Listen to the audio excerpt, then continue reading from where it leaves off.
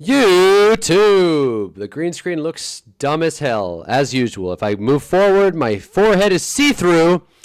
But for now, I will lean back. Where the hell have I been? I've been sick. You might be able to hear it through my voice. You might not. But I've been sick. Sick as a dog, man. And I was also traveling. Think I caught COVID. Maybe AIDS. But at least I know how to catch a pass. Unlike CeeDee Lamb, right? Nah. It wasn't CeeDee Lamb's fault. I want to talk about Cowboys-Eagles as a Giants fan, as a proud football watcher, and as someone who plans to stream after every significant football event. In fact, I plan to stream during the next primetime games because, sitting on the sidelines this time felt dumb and stupid. But dumb and stupid. Am I talking about Jalen Carter now? Okay. Jalen Carter spat on Dak. I'm sure you saw, but it was one of the funniest things I've seen on a football field. I want to go through this, talk about my notes, because I did take notes on the game. Just kind of do some nitty-gritty. Let me just fix this real quick. I haven't streamed in a while, so cut me some slack, all right? I'm trying to figure this out. As we all saw, the Cowboys lost to the Philadelphia Eagles. The Cowboys beat themselves by just not throwing it to George Pickens enough. 4 targets, 3 grabs, 30 yards. I have George on my fantasy team. Every YouTuber on earth told me he was a good value pick. Every YouTuber on earth lied to me.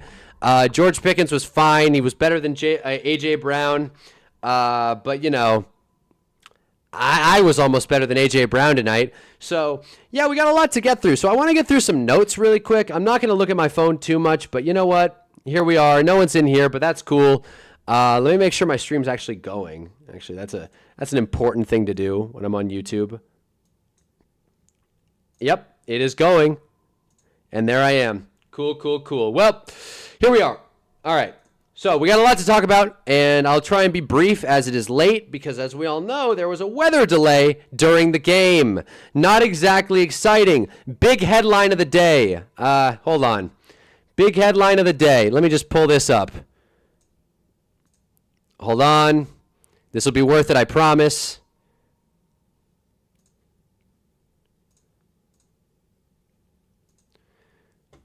This will be worth it, I swear. Christian McCaffrey panic. People are panicking. People are freaking out.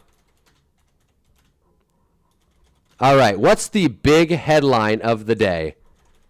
Well, Cowboys run defense, big headline. Cowboys run defense sucks. And I think it's hilarious because Jerry's whole thing was, we're trying to stop the run, and obviously trading your best pass rusher doesn't do that. That's not a hot take. Every analyst on earth talked about how the Micah Parsons trade wasn't a good one. I was sick, so I didn't feel the need to come on and talk about it and talk your ear off about shit we all know. But I will say this. Boy, that trade looks bad. It looks so bad. And if the Eagles' best pass rusher / defender didn't spit on Dak, I think this game will be a lot more lopsided. The Eagles tried and beat themselves with an obscene amount of penalties. I don't know if that'll come up on the ESPN thing. But a lot of penalty yards. Let's go team stats, actually. Eagles, penalties, 910 yards. Not great. Not great by any metric. Dallas, 4 for 42. Philly got eaten alive when it came to the penalties. But they ran the ball well. 4.2 yards to carry, which is less than Dallas. But to be honest, Javonte Williams could have ran for 500. I'm not impressed. I'm just not impressed. He has no juice, and anyone that's out there with Javonte Williams on their fantasy team thinking, oh, wow, Javonte Williams, he's sick. Start him next week and find out.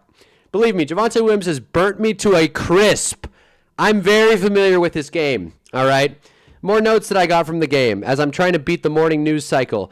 Dak brings back the sleeveless look, which I thought was cool. Dak's debuting a whole new aesthetic, and I just think it's fun. I think it's nice, very honorable of Dak to bring out the no sleeve and grow out a little mustache. I think he's doing his best Hunnaball impression, but it's a good look for Dak. And it wasn't a bad game for Dak. He didn't turn the ball over, which is unique for him. 180 yards isn't incredible. They were more so running the ball for some reason, but Hey, the Eagles secondary is solid, and when it really came time for Dak to throw it, Dak to strut his stuff, what do? He folded like a chair. He folded like a cheap lawn chair, man. He overthrew CeeDee. He missed some bad passes. A couple of them should have been intercepted. Now, it's not Dak's fault that Javonte Williams, or no, scratch that, Miles Turner, who sucks, Miles Sanders, who sucks, fumbled in the red zone. Okay, it's not Dak's fault. But whoever turns the ball over was going to lose this game, and, Miles Sanders turned it over. Very point and simple. Miles Sanders had that big run, and that's what's juicing up Dallas's yards per carry. Other than that, not super impressed with, anything on Dallas's side. Their offense, the box score is showing it. The box score is kind of proving my point. I thought they looked fine. But when you really thought about it, they were really just moving the ball because of penalties and nonsense junk yards and Jake Ferguson. It's just nothing really that exciting. If George Pickens is your second highest receiver with 30 yards and 3 grabs, that's not a strong start. And we all knew this defense was going to be bad, but the fact that the offense is kind of a snooze is, I don't want to say a bummer because I'm happy to see it, but it's far from ideal. And I think if you're the Cowboys, I don't think they're going to hit the panic button, but if I were in the driver's seat, I would. I think this was almost not a must win, but I mean, you're at a point where you get the defending champs Super Bowl hangover, even though Nick Sirianni, we didn't know it was banner night. Yeah, I'm sure you didn't, Nick. I don't know if you heard or not. You guys won the Super Bowl. That's kind of what they do. I digress. I'm pretty hot. Watching the Eagles and the Cowboys play always gets me riled up because it's watching just two. It was it must have been what it was like watching Russia and Germany go at it in World War II. Just Christ. Someone's going to lose, right? Probably, for sure. And I feel like both teams did because the Eagles looked pretty. The best word I can think of is porous. Just porous. Not poor, porous. Full of holes, like Swiss cheese. Because you have Quinyon Mitchell, who's supposedly pretty solid, but he got burned a couple times. You have Adoree Jackson, who, former Giant. I don't want to hate on Adoree. Once a Giant, always a Giant. But I remember this side of Adoree Jackson's game. There's a reason we cut him, and it's just not an inspiring game on either side. The Eagles were so undisciplined. Hello? And I keep saying that, but it's just you cannot give up that many penalties and claim stoicism. You can't blame we don't even care that the banner's down. We're focused on the game and then spit on the other quarterback. It was a sick moment. All-time at NBC moment. Right up there with the Odell catch, okay? Jordan Davis, forgot he existed, and I think the Cowboys O-line did too. Also, I'm talking a lot. Am I not on mute, right? Okay, cool. Also, I'm talking a lot about the Eagles here. The Cowboys' defensive line is one of the least inspiring units I've seen in my whole life. Okay, no one's in here, but I need to voice this out. As someone who's really excited to watch the Giants play defense, especially on that defensive front, watching the Cowboys' D-line just get pushed around and shoved into the dirt really made me feel a certain type of way. I don't know why, but it's the kind of thing where you see it, and you're like, I guess all the analysts were right. I guess I'm not an idiot for thinking the Cowboys need Micah Parsons. It's easy to play we're the smart, pretentious organization. We know better than the average fan. We want to stop the run and gain assets and just, broaden our team a little bit, spread the money out instead of paying $40 million to a player. Like I said, I'm really sick. All that is well and good, but the D-line looked bad. It looked really bad. Nealon was the only one who got through. They had 1 sack, and the Eagles didn't have any, but you could tell they were getting pressure. And there were multiple times where if Jalen Carter was on the field, the Eagles would have got the sack. So it's very obvious what the Eagles need to improve, discipline, but the Cowboys need to improve everything. The Cowboys didn't have a great explosive offense. They just relied on penalties and a couple nonsense runs. Okay. Their defense looked awful. Awful. AWFUL awful. And I'm talking about Dallas. So capital FU. But it was just uninspiring. Really bad. Really bad. And it's week 1. I'll say this. I've said it before. I'll say it again. Week 1 is a lie. Okay? No sense in overthinking it. It's the kind of thing where you can sit pat and think like whatever you want about this game. It's probably not going to matter in 4 weeks.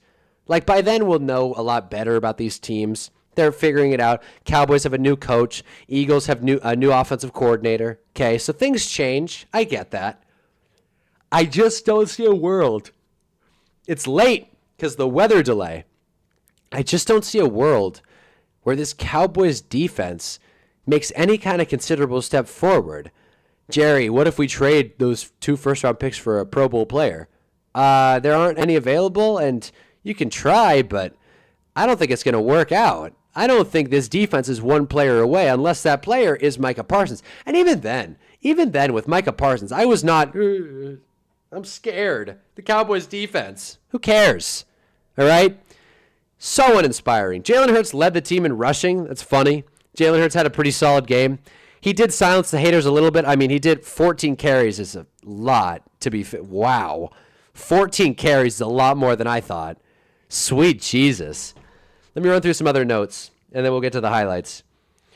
I did like the Cowboys' opening game script. I thought that first drive was really clean. Just boom, boom, pitch and catch. But after that, I mean, Schottenheimer, no one actually believes Brian Schottenheimer is going to work out. Not even Jerry. I just don't see that experiment working. If you want to call it an experiment, I think it's more just a punt. I think the Cowboys are just punting this season, and they don't really care who's hurt by it.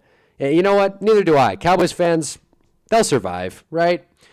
Eagles abusing the run. So much for improving the Cowboys' run defense. This is belt to ass. Belt to ass. The first 2-3 drives, the Eagles did nothing. Nothing but run the football right down Dallas's throat. And Dallas had jack squat to do about it. Not only could they not get to the passer, they couldn't stop the run. Everyone said Kenny Clark is actually good. I don't doubt that.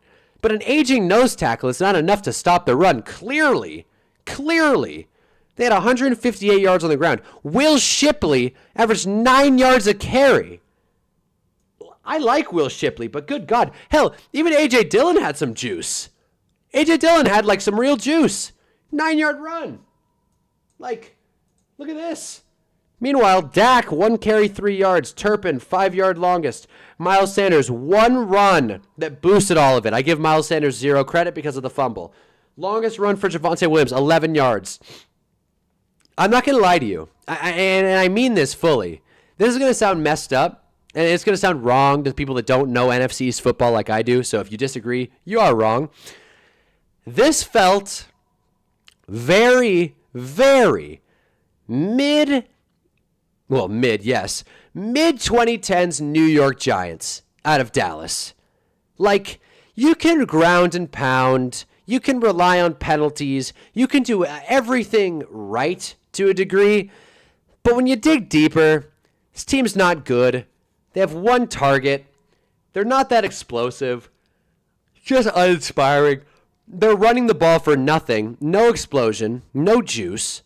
And, like, this feels very NFC East, old school New York Giants. Now, I say old school because I have my faith that this year will be different. But this feels very Ahmad Bradshaw Giants. Ground and pound and lose to the Eagles in prime time, even though you should win because you got every call and their best player spat on your quarterback before the game even started. The fact that Dallas couldn't pull this out is kind of a snooze. They covered, I guess, but they didn't score in the second half. They didn't score. Another mid-2010s New York Giants not scoring in the second half. Not to say the Giants of the past 4 or 5 years are not awful, but it's a blowout. They don't give you hope, right? But this feels very 2010s, like 7-win New York Giants team right here out of Dallas.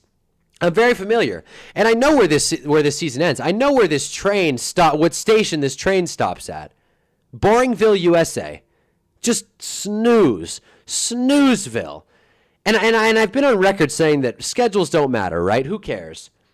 They have, I don't want to say a tough schedule because they don't, but like these are all like losable games in the first half of the season.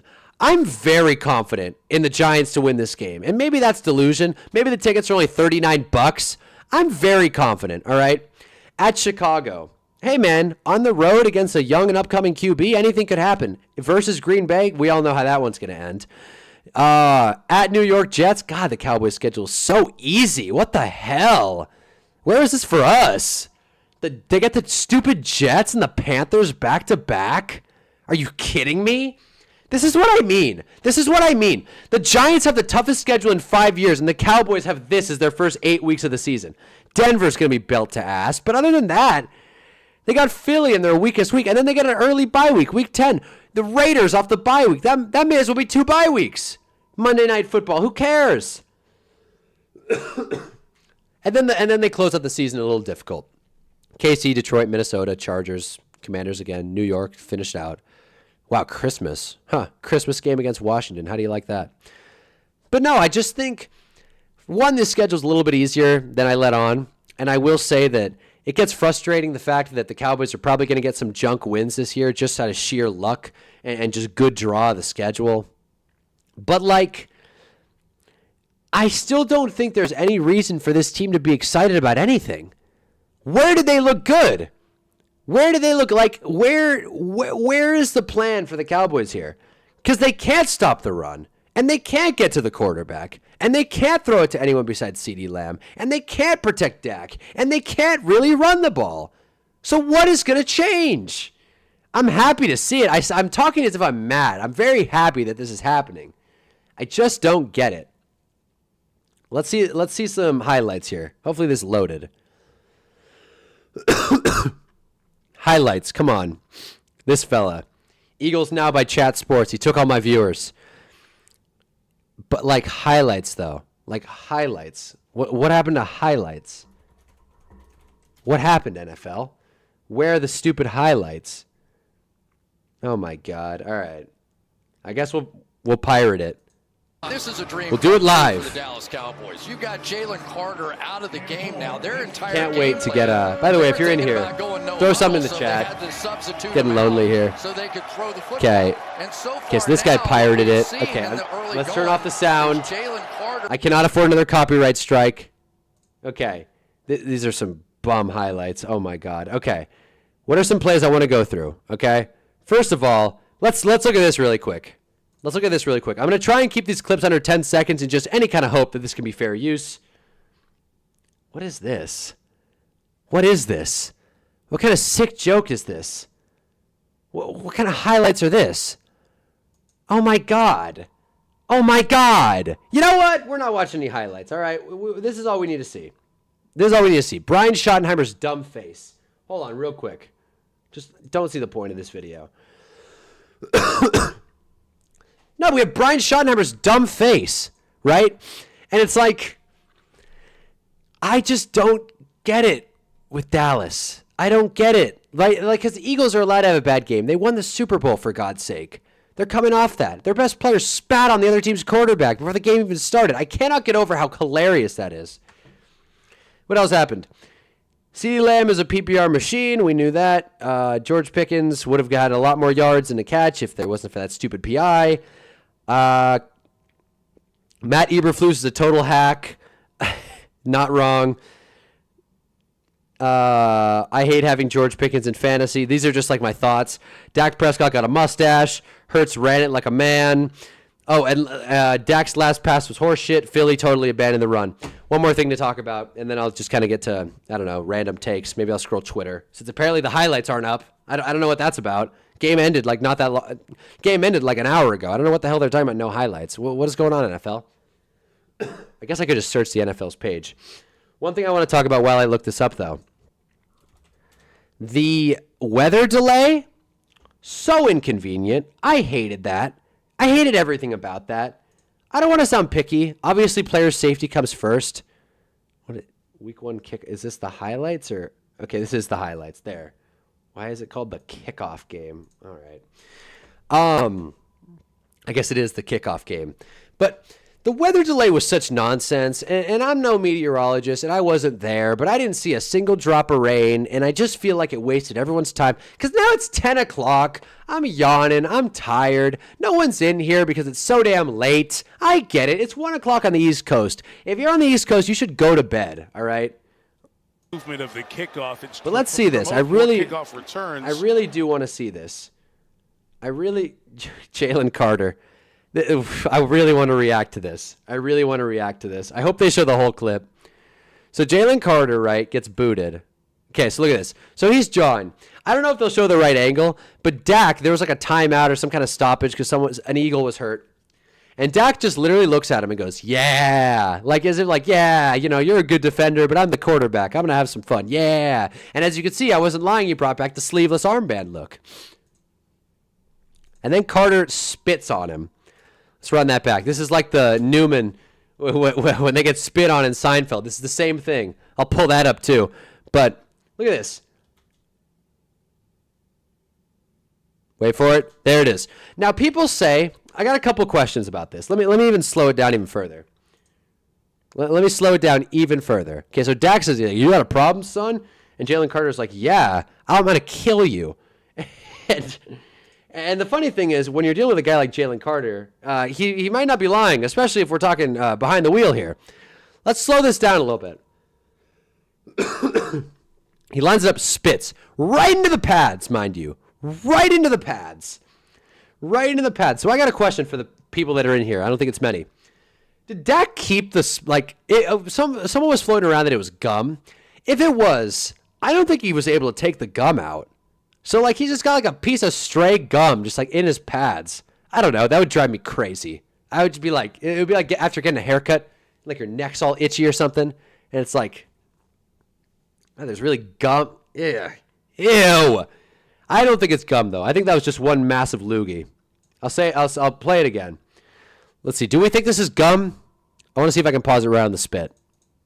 God damn it. There it is. I don't think that's gum. I don't think that's gum.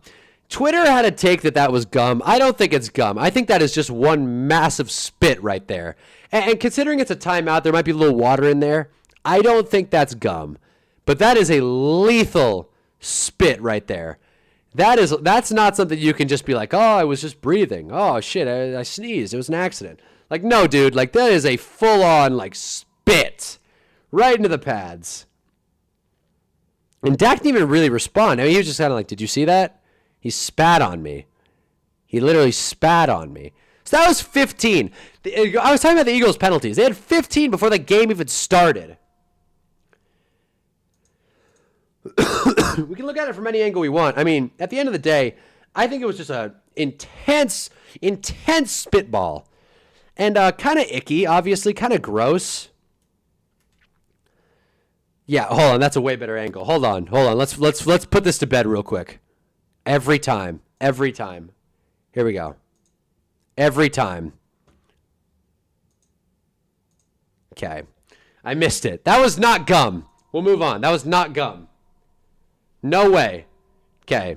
What else happened? Dak. I think this is the George Pickens play.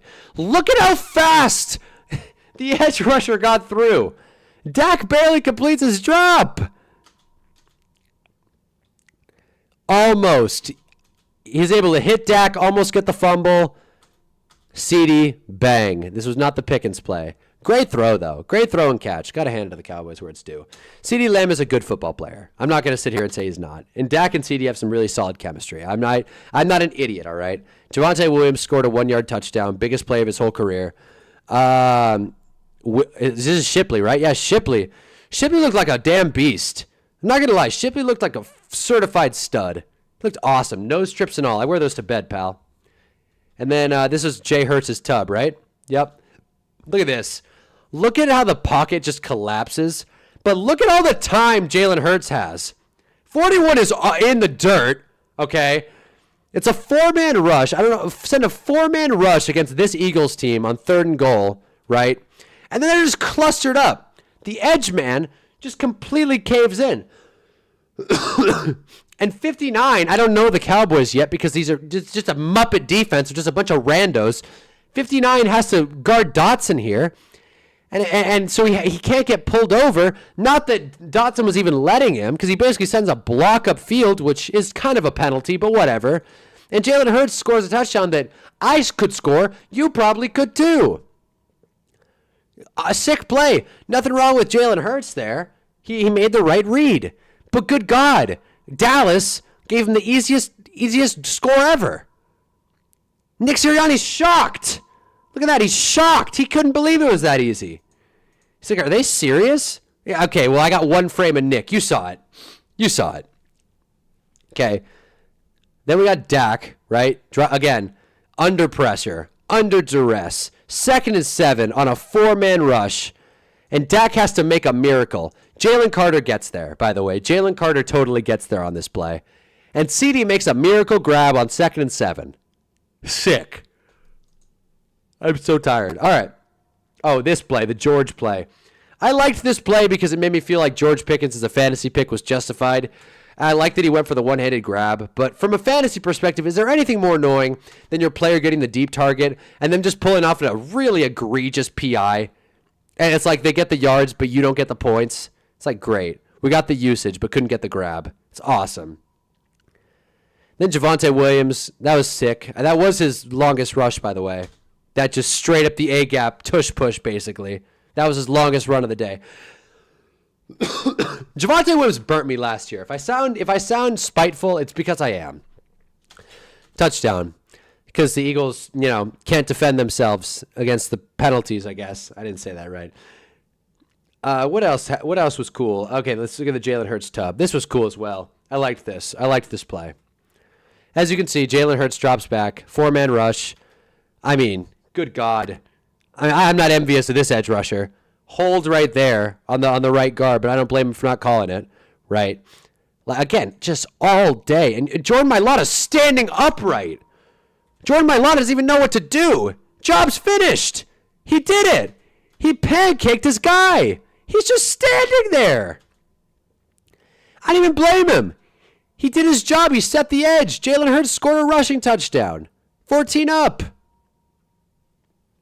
Okay, another big play that I wanted to talk about. Oh, God, the Brandon Aubrey. Another George Pickens target in the end zone. But this one was not PI because George had just no shot at it. An excellent ball by Dakota Rayden Prescott. Excellent. George Pickens is Mr. Foul Merchant, apparently. Brandon Aubrey nails a kick. Yeah, whatever. Okay. Let's go to here again. Now, if you came here to listen to me talk about offensive line and defensive line, this is the best night ever for you, okay? Because look at this. Get a look at this, okay? 7-man box, mind you. 7-man box. 7 against 5. Who do you, like, and he gets through without even really being touched. And then he's touched barely. And Devonta Smith, who's 160, is the lead blocker. It's Devonta Smith. If he sets a block, that's it. Done. I don't even know why Trayvon Diggs suited up. I forgot he played. Did 7 play today? Apparently, because he shut down A.J. Brown. But, like, weird. Just weird. Sick grab by George Pickens. Best catch of the night on his end. And then Brandon Aubrey nails the long kick because I think Dak gets like roughed here or something. Let's look at this real quick. Y'all mind if I check the Dak Prescott? Okay, never mind, actually. He didn't get roughed. They just kicked a field goal. Oh, my God, this was hilarious. Let's show the Miles Sanders fumble. Because this was gold. This was really funny. Okay, so Miles Sanders, his return to Philly was spectacular up to this point. Because it was right here. It was right here where the entire nation collectively said, Miles Sanders is on the Cowboys? Now, I already knew that because I'm a fantasy junkie who's been following this backfield. But everybody else was like, Miles Sanders is on the Cowboys now? And there he goes. Can he outrun Zach Bond? No, he can't. But it doesn't matter because Zach Bond doesn't really care about tackling him here. He wants that ball. He cost the team 10 extra yards. But it ended up not mattering, as we'll soon find out. Miles Sanders is feeling good. He's got a cool face mask, I can't lie. 3rd and 23. This play was crazy. 3rd and 23. Looks almost certain for another Brandon Aubrey field goal. By the way, I played Brandon Aubrey in fantasy, so great night for me. Dak throws it.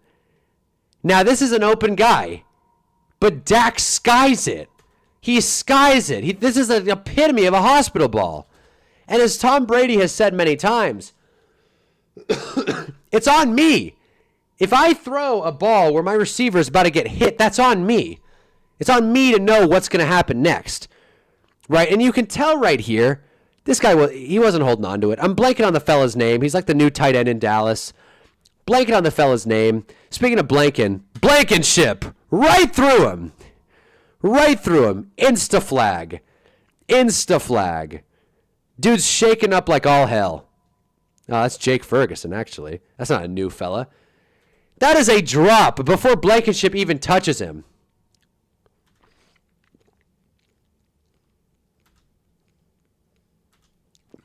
And then he killed him.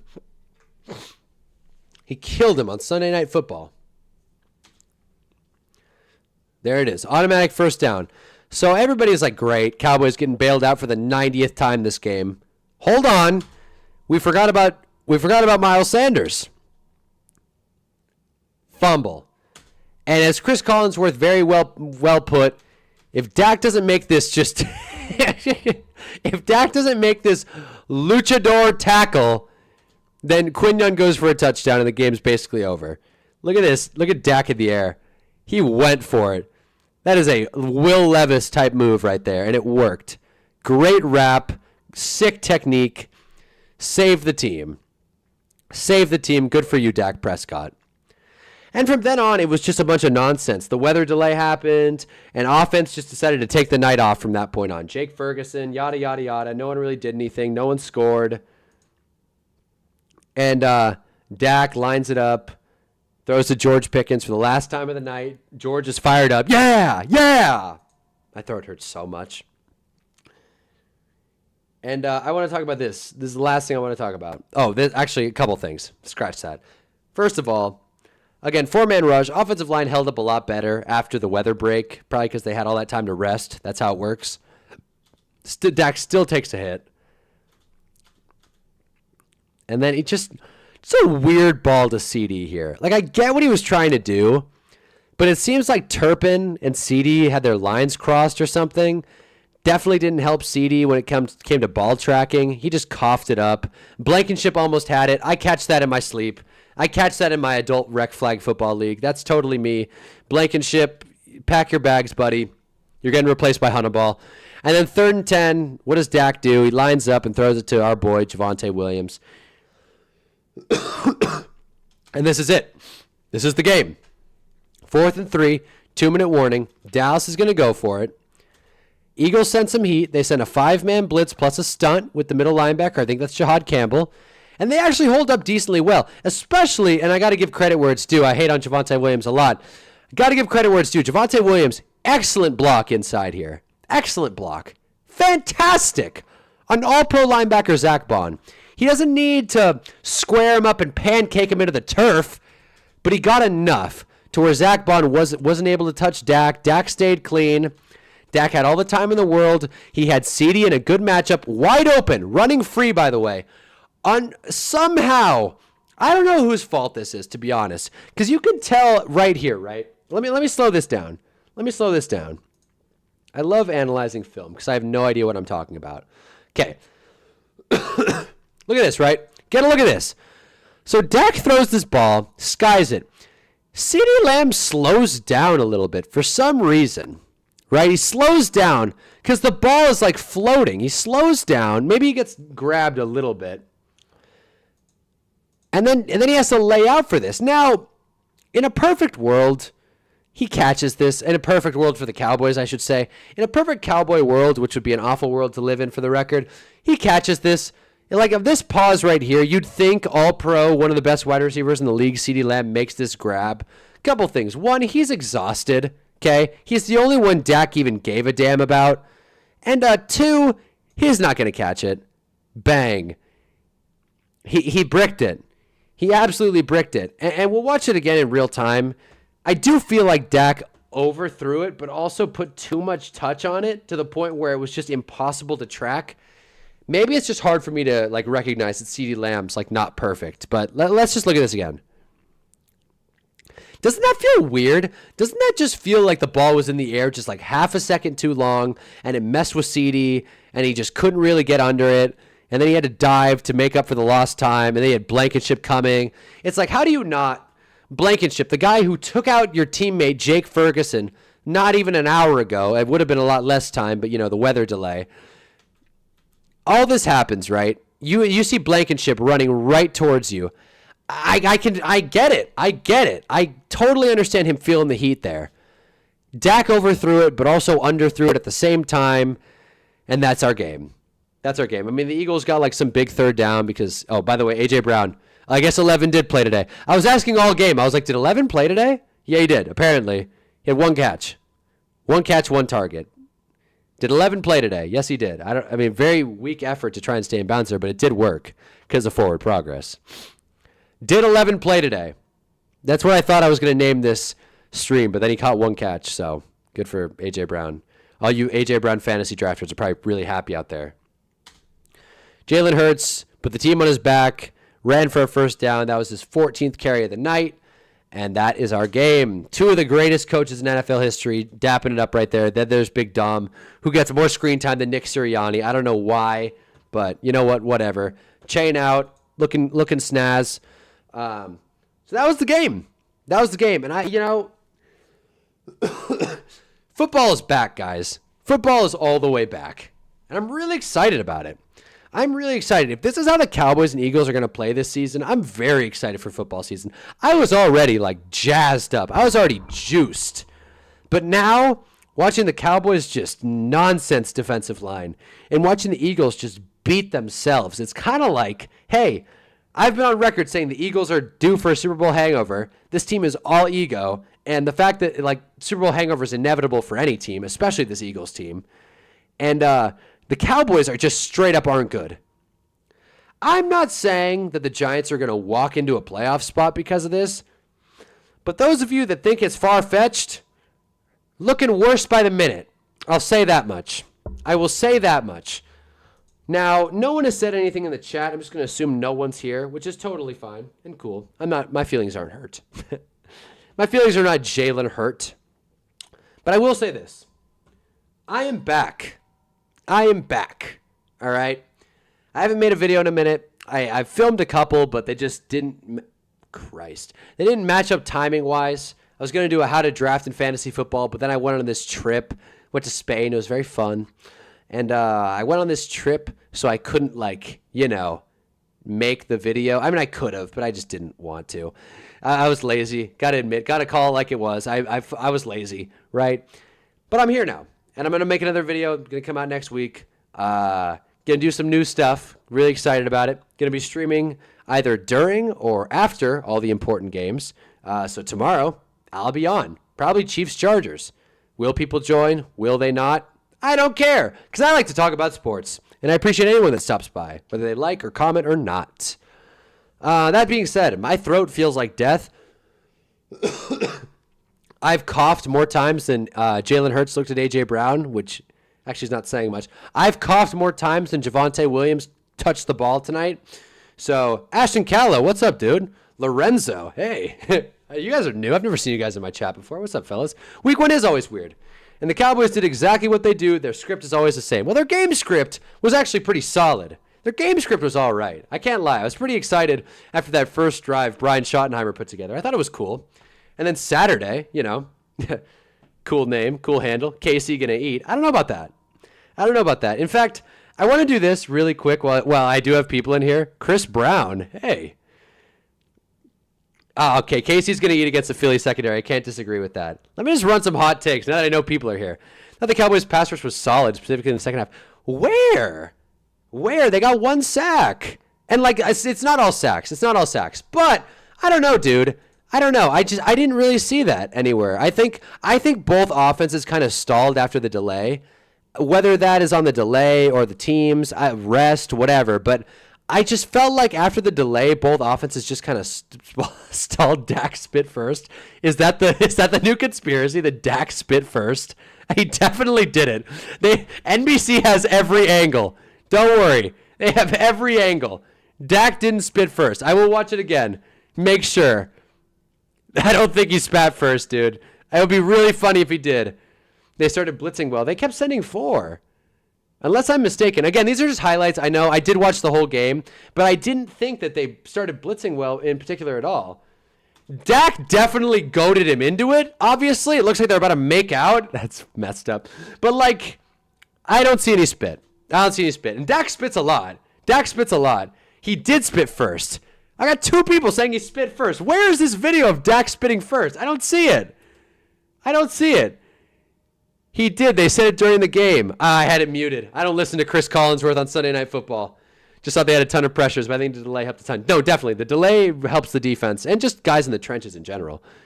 Did he? Okay, I'm going to look this up now. Did he? Okay, I was good. Okay, let me look this up actually. All right, let's just go to X. All right, let me look this up. Dak spit. Who would have thought? Who would have thought I'd be Googling Dak spit? All right. Dak got spat on. Okay, where is it? Where? Okay, hold on. Dak spit first. Wait a minute. Offensive lineman, and Dak spit. Oh my! I don't think that's a. Look at how far he is. He spit on. He did not spit first. No, he Down didn't. Towards the ground, That's a but reach. in the direction of the. He spat on the ground, guys. He spat on the ground. He didn't spit on Carter. Let's relax. Dak spat like 8 times this game. I will admit that. He did spit a lot. Dak's a spitter. He's a spitter. He's probably got a Zin up there. He's probably packing chew. But no, there's a big difference between spitting on someone and spitting on the field during a football game, especially a timeout, no offensive less. lineman, and Dak spits. He spit on his O-lineman. B.E. Beck, I don't know Down who that is. towards the B, ground, whatever, but in the whatever that direction guard's of the name Eagles. is. Carter would walk B. over there, And Tyler Booker. that begins the interaction of the two. And then Carter retaliated Prescott with a solid loogie of his own. I will say that. A solid spit. Like, there's a difference, guys. There's a difference between, like, come on. That is very clearly in the ground. Offensive lineman. And Dak Very clearly in the ground. Does anybody understand the reference I'm making when I say that that's exactly like the Keith Hernandez Seinfeld episode? Like, it's the same thing. It's like we're analyzing tape of a man spitting on one another. I sound so awful. But no, I don't know, man. Look, I'm ready to hate on Dak any chance I get, but this is not... Shout out to CD for taking the brunt of the blame despite Miles Sanders hard selling with the fumble. I mean, I can't disagree with that. Miles Sanders did hard sell. I don't think it's crazy to say Dak just floated it either. I don't think this was a good ball.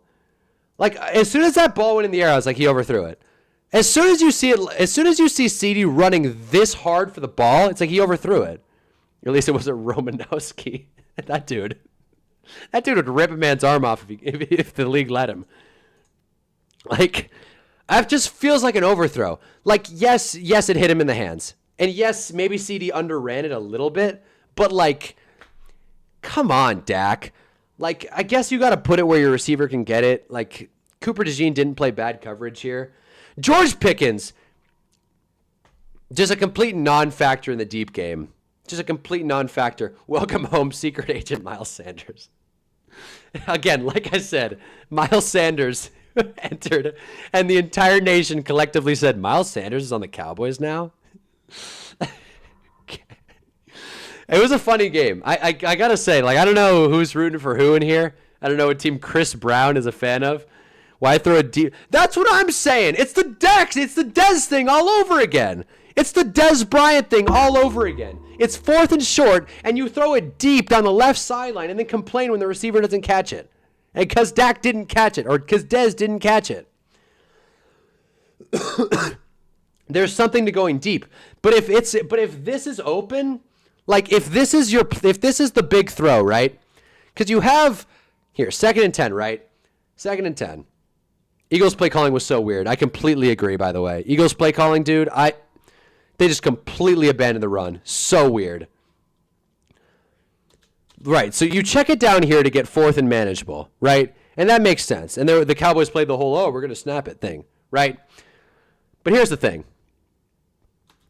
Right here, Dak, I don't want to play armchair QB here, and you can't really see because, you know, the NBC angle kind of sucks here. But I just feel like there's got to be a better check down. And, like, I get it. CeeDee Lamb's the guy. You try it. But that's a hospital ball. Even if he catches it, like Blankenship was ready to get thrown out of the league tonight. He didn't care. Blankenship was going to lay a hit whether or not he will take some fines. Blankenship will be fined. Don't worry. Also, shout out Brian for not trying to get the run game going at all in the second half. I feel like he did. I feel like both teams' offense really stalled after that break. That's the problem. My thoughts on the game are all segmented because the first half there were no punts.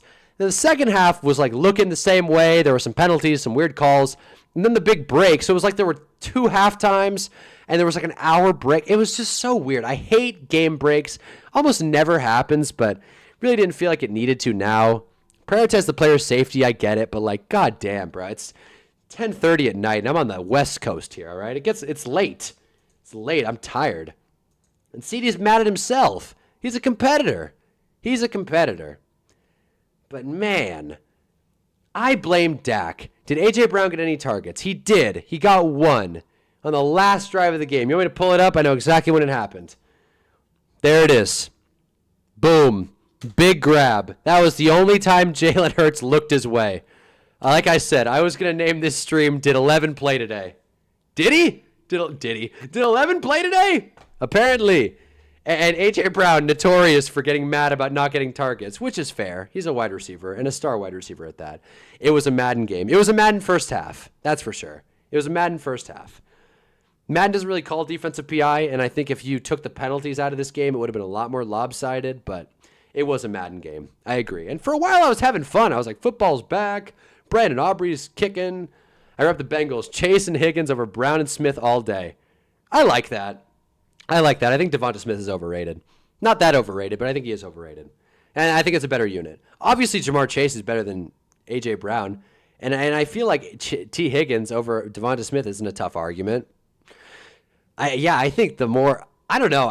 Unless the Bengals look awful this year, I don't really think it's going to be much of a debate anymore. Cowboys covered spread and it was the under. Felt like it was so unlucky. Yeah, there wasn't a punt in the first half. The under? Are you serious? The under covered? That's what happens with sports betting, dude. That's what happens with sports betting. Like, you could be so right and you still lose. I see there's a bit of an argument going on in the chat. Ashton Callow disagrees. I don't think it's that much of a controversial take at this point. Obviously, like, we're overreacting to one game. But, like, who in here actually thinks A.J. Brown is not... Who actually in here thinks Jamar Chase isn't better than A.J. Brown? He had better stats across the board. Like, the story wasn't Jamar Chase isn't getting the ball. The story is Jamar Chase going to break every receiving record? Jamar Chase is better than A.J. Brown. I don't think that's really much of a debate. And regarding... My chat's getting covered by the film tape here. But regarding everything else... Ashton, Jahan Dotson have more yards on one play than Brown and Smith. Fair enough. Jahan Dotson. If you want to include Jahan Dotson, that's where the debate gets interesting. Actually, I like the Bengals wide receiver room across the board. I'm a big Andre Yosivas guy. They called plays for AJ. He was covered well, shadowed. Who was on him for the bulk of the plays? Who was on him? In fact, hold on here. Am I allowed to stream PFF? Well, sue me, PFF. Whatever. I got a PFF subscription. Damn it, I'm going to use it. Oh, God. This is not going to work out. Hold up. This is not the right thing to stream. Hold up. Let me figure this out. This is not... I should not have just streamed every email address I have. Don't pay attention to that. Don't pay attention to that. All right. Here we go. No one take my stuff. All right. Oh, my God. PFF wants everything I've ever done in my life. They want to take cookies and everything. I promise I'm trying to pull this up. Yeah. Whatever. Okay. PFF. I want to see... Hold up. NFL. Yeah, the games. How about the games? Why is there a non-NFL section? As if anyone uses PFF for anything else. All right. Where is it? Completed. There it is. There's no way PFF has any kind of breakdown. But I want to see player stats or something. Come on. I want to see what the hell happened when it came to A.J. Brown. Who was covering A.J. Brown? Let me change this, actually. There it is. Okay, who was covering A.J. Brown? I actually don't really know how to navigate PFF. I just got it. Student discount. Player grades. All right, let's find this. Let's find this by team. Cowboys. Or no, let's go Eagles. Let's find this out, huh? Okay, is this last year? No, this is this year, right? Draft year. Are you kidding me? What? Oh my God. All right. Well, I might just have to punt this idea. Yeah, because A.J. Brown did not get a 90.2 tonight. There's just no way. These are last year's stats. Why would I want to look at... Why would I pay for stats, PF? Why would I pay for... Anyway, point is, we're getting off track here. Oh, here it is. Okay. So not really excellent grades anywhere. Look at the Eagles, not really much to write home about either. Okay, let's see how far this can go. How far does this really go receiving? Let's see it, huh? Okay, A.J. Brown, not exactly much. He played... Oh, my God. He played 33 snaps. He had 1 target, 1 catch, 8 yards. Lined up out wide most of the time. I don't know who his matchup was. I guess that'll remain a mystery. Unless I click on Dallas. It's supposed to be so boring to watch. Unless I click on Dallas, coverage. It must have been Trayvon. If Trayvon... Yeah, it must have been Trayvon. I mean, Trayvon and Kaiir Elam apparently going back and forth. God, Kaiir Elam had an awful game. Good God almighty. Yeah, so it must have been Trayvon shadowing him. I didn't know Trayvon Diggs. It was Diggs, yeah. Saturday called it Diggs. I should have just looked at Saturday. My bad. But yeah, Jahan Dotson. Jahan Dotson had a good game. Eagles ran the ball 80% of the time. Let me respond actually to the chat because you guys are the ones hanging out here. I shouldn't be ignoring the chat.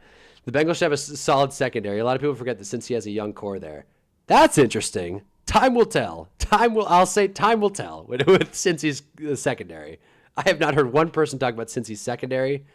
I don't know the Bengals like that. I'm not going to sit here and act like I do. I just know they're cheap. But it was Diggs. Diggs covered him, and he covered him well, which is surprising. I thought Trayvon Diggs was kind of on the way out. Hurts wasn't even looking his way. Apparently not. I mean, I didn't see it. I was sitting there the whole time. Is 11 playing tonight? I was wondering, is 11 playing tonight? And apparently he was. Caught 1 pass. I do think it's funny. If Trayvon Diggs is going to shut you down to 1 catch, and you're A.J. Brown, like, look, Trayvon Diggs is a fine corner. But, like, let's not act like he's all that. Let's not... Cam Taylor-Britt, I do know him. He's solid. Let's not act like Trayvon Diggs is like Darrelle Revis, okay? He's fine. He's okay. He's probably past his prime. Not past his prime, but past his best days, I think. So it's like...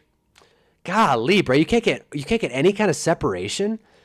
So I don't know. I haven't rewatched the whole thing, but it didn't really seem like Jalen Hurts was looking to throw the ball to anyone outside the numbers. It did seem like he was very tunnel vision inside. And again, the guy had 14 carries, so it's not like he even threw the ball that much to begin with. Let's go back to the game real quick. Let's go back here. Yeah, 152 yards, 23 throws. They had 38 runs, so, like, that's a crazy balance. At least the Cowboys, like a normal team, threw it more than they ran it. Some of them were designed, some of them weren't. A.J. Brown is always open. I stand by that. That's how you should be. I agree. That's how A.J. Brown should be. A.J. Brown is 6'1", but he plays like he's 6'5". Looks like Calvin Johnson out there, for God's sake. He's 220. He should be able to get there. 1 scramble, A.J. was primary but covered. Jalen made good decisions tonight. I don't disagree. I think Jalen Hurts actually had a pretty good game. I think Jalen Hurts had a pretty solid game. I think if you're looking at it, and it's like, hey, the ball hit the ground 4 times. He didn't turn it over. He ran 2 touchdowns, and he won the game. Jalen Hurts' whole thing is like win at any cost. He did.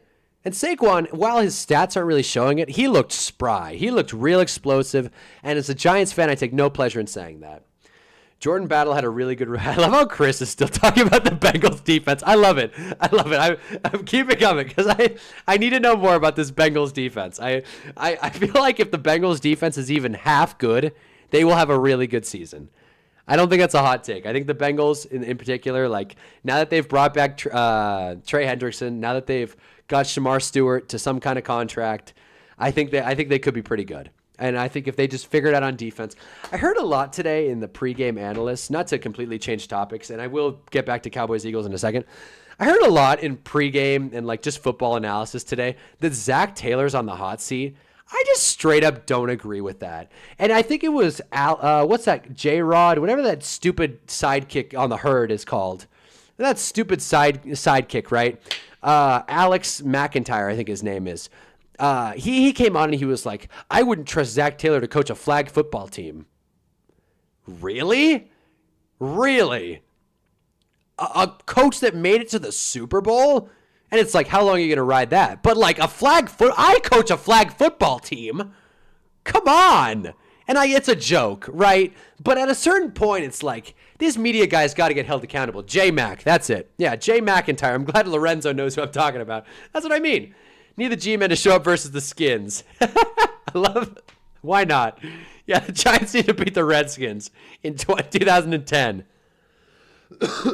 Fun fact. The last time the Giants played the Commanders / Washington football team in week 1 of the NFL season was 2011. You guys remember what else happened in 2011 for the New York Giants? Just saying. He should be, but he won't. Remember, we kept Marvin Lewis for 16 seasons without a single playoff win. He should be. What do you mean? He should be. I don't think he's on the hot seat. I think he's a good coach. Who are you going to hire? Urban?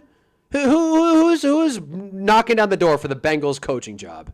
The job where the owner doesn't want to pay anything. Basically the Moneyball A's, but in football, right? Well, who wants that job? I think he's a fine coach. Maybe he's not this offensive guru, but I think he gets the job done. I think the Bengals just lost a lot of close games last year, which is coaching. But at a certain point, it's like they got into the close games. They have a good team that's been coached up really well. I don't know. And not that I think a lot of coaches would like to work with Joe Burrow. I want to walk that back. But I think at a certain point, it's just, the show really fell off. Honestly, hot take shows have to go. I agree, Lorenzo. That's why I'm here. I do have some hot takes. I'm just going to rattle these off. I was going to make a video about it, but I do have some hot takes really quick. I just want to say really fast, and you guys can tell me what you think. Hold up. Here it is. Hot takes for the season. I'll be really quick. The Daniel Jones, this isn't as much a hot take, but it'll get hotter. The Daniel Jones thing fails catastrophically, and AR gets in by week 3. For sure. And if you guys want me to unpack any of these, I have analysis. 2, Packers represent the NFC due to just a wide open spot in the conference. 3, the Aaron Rodgers thing kind of works. Steelers get 9+ wins and continue Mike Tomlin's streak. Might go against the Bengals here. 4, Titans lose every single game. Oh, yeah. 5, a major sports analyst gets kicked off the scene due to creative differences with a network or something even more sinister. I'm looking at you, Stephen A. Smith. 6, Brian Thomas gets the Triple Crown and makes a push for Offensive Player of the Year after Trevor figures it out. 7, Chiefs get significantly less calls because the NFL feels the need to overcorrect from last season. 8, the Dolphins pick in the top 5. They're good against teams that are worse than them. Problem is, not a lot of teams are worse than them. And 9, New York Giants make the playoffs. Done. Saturday, Bill Belichick coming back. Look. If Bill Belichick came back and coached the Cincinnati Bengals, I'll eat this hydro flask. I'll do it. Okay, no, I'm Brian Thomas. What do you mean? He's great. 6'3", 4.3 speed. He got hundreds of yards with Mac Jones. Do you guys remember how bad Mac Jones is? Jaguars never figured it out. Look, I'm not saying the Jags need to win the Super Bowl, but like Travis Hunter and Brian Thomas is a really good team. And I trust in Liam Cohen. He's a cornball, but I think he knows football. I am a Giants fan, strong. That's why Victor Cruz 2-time is my user picture. Yeah, Giants fan. Also a Kirby fan, but yeah, Giants. I have a shirt, but oh, here it is. My mom got me this for Christmas. She was like, that way you can play football. I'm like, Mom, this is an autographed ball, but I appreciate it. Go Giants. Brother, he's not getting a Triple Crown with Trevor. He got 1,000 yards last year with Trevor. What is it so great? I messed up the key by bringing in the football. That's great. I look like a menace. Brother, he's not getting a Triple Crown. I think so. Let me pull up the stats really quick. Let me pull up. I don't know if last season's stats are going to pull up now. Okay, yeah, they will. Dude, he was 3rd last year. What do you think? It's that crazy that a wide receiver takes a step forward? By the way, yeah, I think it's pretty clear night and day. Jamar Chase is better than A.J. Brown. I don't really think that's much of a contest. Yeah, just hey, come on. A.J. Brown barely got 1,000 yards, and Devonta Smith didn't get 1,000 yards. Yeah, what's the debate here? T. Higgins did more in less games than Devonta Smith, and obviously Jamar Chase is better than A.J. Brown. I think Belichick will end up in Miami. That would be so funny. That'd be so funny. His succubus would agree. Miami, dude. Do me a solid. Pull up Daniel Jones and Trevor Lawrence. I know. Look, I know. And I'm the guy that said the Dan Jones thing won't work. Listen, no one, and I mean no one on YouTube, dislikes Dan Jones more than me, okay? I will not stand for any Daniel Jones positivity on this channel. He sucks. He's so awful. Actually, let me pull up a different Daniel Jones stat. Daniel Jones at home. How about that? Dan Jones at home. And you tell me, Daniel Jones, home, he is, where is it? Where's the box score that I saw? Daniel Jones, spoiler, he has more interceptions than touchdowns at home. Okay, I'm just going to stay here. You can see it. 78 passer rating, 29 tubs, 30 interceptions in 35 games. 35 games, dude. So I know that Trevor Lawrence, I've seen the graphic. Like Chris is like, Lorenzo, let's not go that far. No, the stats like put them right there. The stats say they're like basically the same quarterback. I've seen that graphic, but I will say I'm not buying it. And I'm not a Trevor guy. I'm not a Trevor Lawrence guy, all right? I got to go to sleep. Cowboys suck. Jerry Jones is the bum. Go Birds. I respect it, Ashton. Congrats on the win. Honestly, I was rooting for the Eagles. Dallas can shove it this year. I'm not banking on the Giants being better than the Eagles, but I'll tell you what, they better beat the Cowboys, especially this sorry-ass pass rush. So, congrats on the win, buddy. But, no, I've seen the graphic. I know I'm very familiar with Daniel Jones's decently fluffed-up stats. He cannot throw the deep ball. He has zero confidence. Anytime he completes a pass, it's all scheme. All scheme. He had Malik Neighbors last season, and Malik did fine because he had a record target amount. So it's like, I don't know, dude. I just don't see a world where Dan Jones is a good quarterback. And here's the thing. People give the Giants so much grief. Oh, how could you bench Dan Jones? Oh, you just paid him. How are you going to make him the QB4? Then he goes to Minnesota, and every analyst on planet Earth says, that's a sneaky good sign. Dan Jones is fun. You could play him in case someone gets hurt. Why not? Fast forward to the end of the season. Sam Darnold just completely crumbles in front of all of us. J.J. McCarthy's hurt. Sam Darnold clearly needs to be benched. Where's Daniel Jones? He's on the sideline with a headset in. He's not even active. He wasn't even on the active roster. He wasn't good to go. They didn't even trust. They said, we would rather have a punter or anybody else throw passes than have Daniel Jones waste a roster spot. And people want to talk about him being good. He didn't even make the team. He didn't make the team. And people might say, well, he had just joined the Vikings. Maybe he didn't know the playbook that well. That's horseshit. Baker Mayfield joined the Rams and played that week. And I'm not here to say that Daniel Jones is smart enough to figure out a playbook.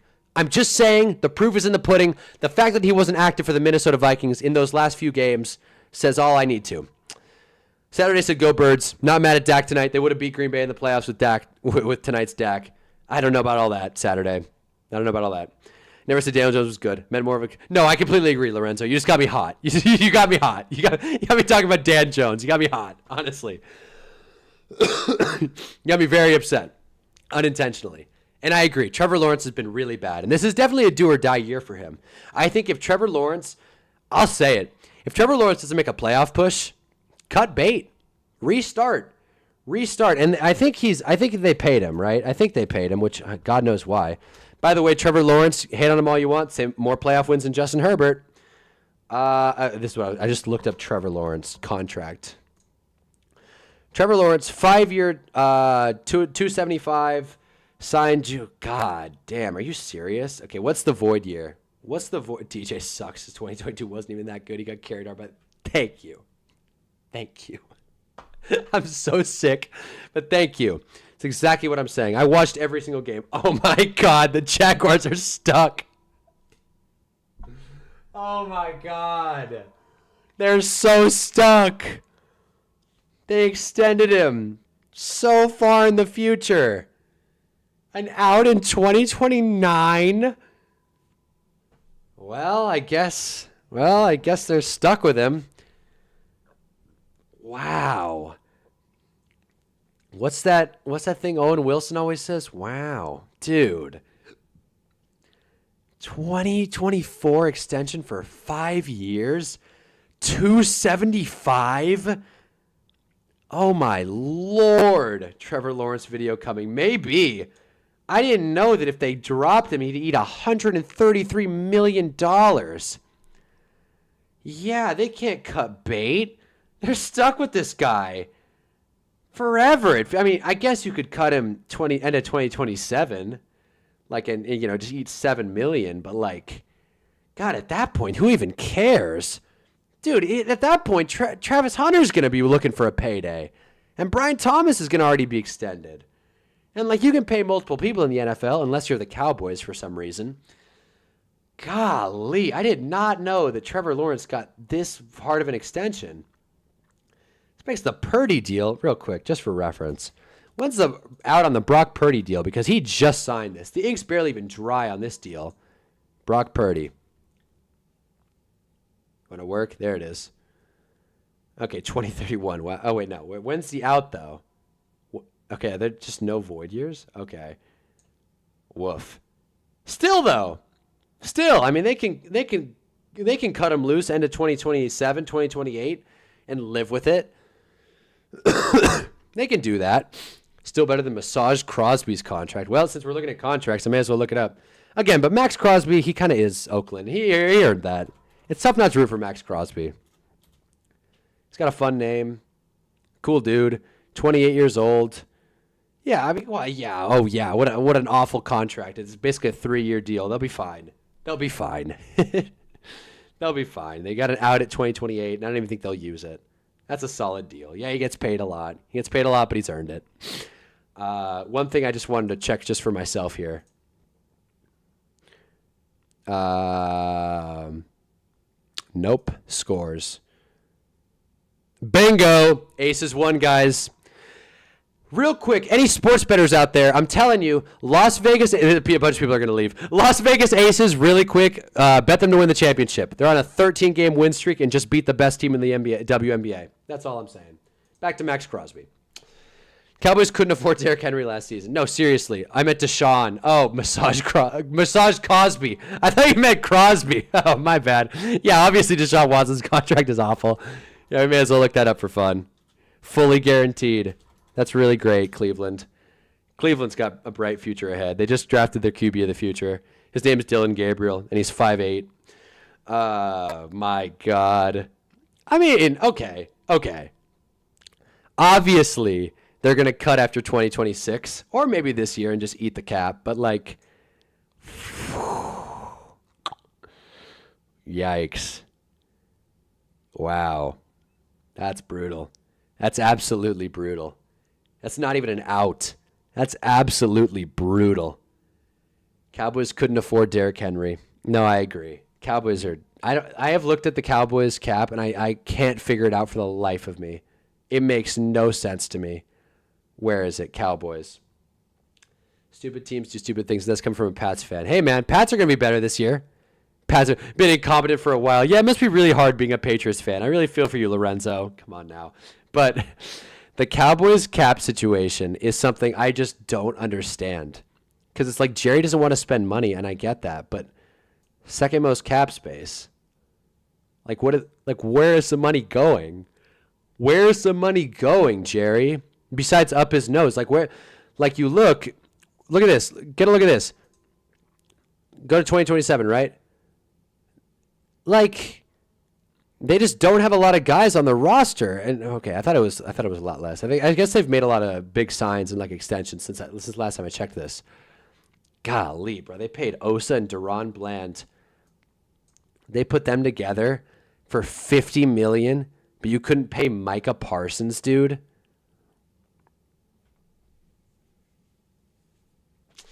Also, I mean, I want Zach gone so we can hire Vrabel. There's a reason Vrabel got fired. I'm not. The cap is fake. I'm glad you watched, Lorenzo. The cap is fake. That's what I mean. But like, the Cowboys refuse to use it. The Cowboys refuse to use the cap. I appreciate you watching though. Hell yeah. But yeah, no, Vrabel got fired for a reason. He probably will work. He seems like a good coach and a good dude, culture guy. I'm just saying, like, holding out for a coach that was fired, it's like, I don't know, man. It doesn't always work out. Like when the Jags picked up Doug Peterson, and he probably ruined Trevor Lawrence's career, but not ruined it enough to where they wouldn't sign him, and now they're stuck. I honestly think Trevor Lawrence might be the worst contract in football now. Now that we're all kind of on the same page that Sean Watson's going to get cut after 2027. Bengals could be so good, but ownership will always hold them back. This Bengals team could be so good. And the Bengals, honestly, the Bengals have had some fun players that they just randomly luck into. Chad Johnson, prime Carson Palmer, AJ Green. Oh my God, the Red Rifle. Hell, even Jeremy Hill was fun for a year. Yeah, what a pull. What other sports analyst talks about Jeremy Hill? It's unfortunate. As long as we have Burrow, we always have a chance. But a chance of what? A chance of what? A chance of winning a Super Bowl? I don't know. I really wish the Bengals just got that one. I wish Aaron Donald didn't get through. I wish. The Bengals could have got their Super Bowl and been satisfied for the next 100 years. I feel like winning that Super Bowl in LA on that season, coming from the wild card with this, who the hell's this Joe Burrow guy not being ass? Yeah, that's a good bar. I wish the Bengals got that Super Bowl. I was really rooting for them. They had such a fun team. Jamar Chase was a beast. It was just everything came together that year, and they came up so close, just short. I remember checking my phone. I was in the elevator getting my DoorDash during the game, which felt so stupid. But I was getting my DoorDash because I was watching the game with my girlfriend, who was not happy that it was Super Bowl Sunday. But I remember watching it. I checked my phone, and I saw T. Higgins score that long touchdown, and I was like, well, Bengals are Super Bowl champs, and it hurt to see them not win. Vrabel will be good, but I was hoping we went Ben Johnson. Pats are afraid to find a new culture. They always love retreads. I hope that's what you meant. McDaniels has been here 5 times. Kraft will cling on to the dynasty nostalgia. Rob Kraft, or Bob Kraft, however you want to call him, is such an interesting guy. I also said in my owners video, not a lot of people watch that. That's fine. My owners video that all owners are evil, and I make a pretty good case there. Robert Kraft in particular is really funny. He's trying to force his way into the Pro Football Hall of Fame, and they just don't want him. I don't know why. Maybe he just doesn't get along with the, white collars of the NFL, but they just don't want him. And I just think that's a really funny fact. Did you see where Bill banned New England scouts from attending NC games? Wait, so, okay, that's actually an interesting thing. I did see that I'm not a college guy. I did see that the UNC, obviously got, punched, awful game. But I didn't really understand the Bill Belichick, scout ban. So let me look this up. As you can see, I've looked up Jordan Hudson before. But let's look up New England scouts. Because this is the story. I didn't understand this headline. Bans Pat's staff, okay?